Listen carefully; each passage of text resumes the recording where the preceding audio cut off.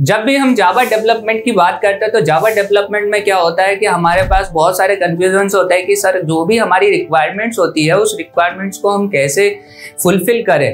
तो क्या होता है कि जब भी हम कोई सॉफ्टवेयर या अगर वेब बेस्ड कुछ भी बना रहे हैं तो हमारे को क्या होता है कि हमें को एक एजाइल मॉड्यूल्स को यूज करके चलना होता है। एजाइल मॉड्यूल्स क्या होता है, बेसिकली हमें बताता है कि जब सॉफ्टवेयर बनाने से पहले आपको क्या क्या चीजें और क्या लाइफ साइकिल यूज करना चाहिए जिससे कि आपका एक अच्छा और बेहतर सॉफ्टवेयर बन पाए। सबसे पहले हमें क्या करना होता है, रिक्वायरमेंट्स को फुलफिल करना होता है और रिक्वायरमेंट्स को एज अ गैदर करना होता है और सारी चीजों को इकट्ठी करनी होती है। रिक्वायरमेंट्स के बाद हमारे पास क्या होता है, एज अ प्लानिंग होती है। तो हमें प्लानिंग में क्या देखना होता है, प्लानिंग में हमें ये देखना होता है कि हम किस तरीके से उसके सॉफ्टवेयर या वेबसाइट्स को किस तरीके से प्लान करें, किस तरीके से हमारा वर्क करेगा।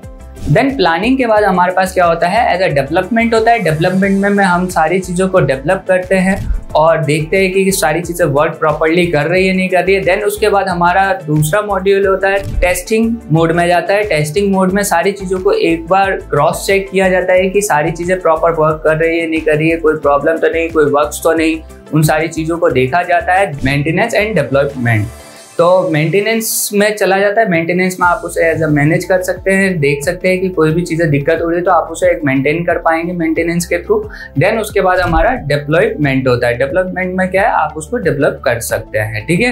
ये हमारा एक एजाइल मॉड्यूल होता है जिसमें कि हम सबसे पहले रिक्वायरमेंट को गैदरिंग करते हैं, देन प्लानिंग करते हैं, देन प्लानिंग करने के बाद एज अ डेवलपमेंट करते हैं, डेवलपमेंट करने के बाद टेस्टिंग करते हैं, टेस्टिंग करने के बाद हमारे पास क्या होता है, एज अ मेंटेनेंस होता है, देन हम उसको डेवलपमेंट करते हैं, ठीक है। ये हो गया हमारा agile module. Thank you so much.